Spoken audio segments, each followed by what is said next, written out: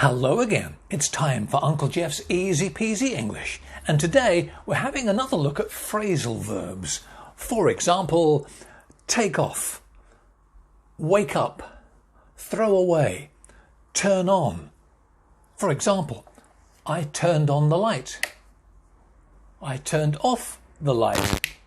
Now, the usual sentence structure in English, the typical sentence structure is subject, verb, object. So I turned on the light. I, the subject, turned on, the verb, and the light, the object. I turned on the light. Beautiful.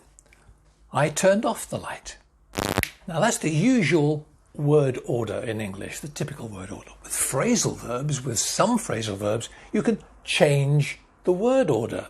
For example, I turned on the light, or I turned the light on. You can split them up. However, if the object is a pronoun, for example, it, he, she, they, there's only one position for that. You can say, I turned it on, but you can't say, I turned on it. Okay? So, I turned it on. I turned it off. There's only one position. You cannot say, I turned on it. Okay?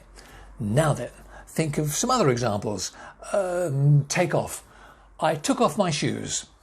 Or I took my shoes off.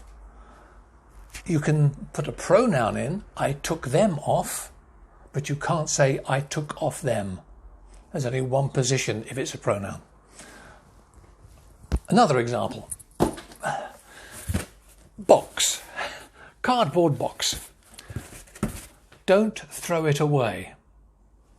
Don't throw the box away. Don't throw away the box. Don't throw it away. You can't say don't throw away it.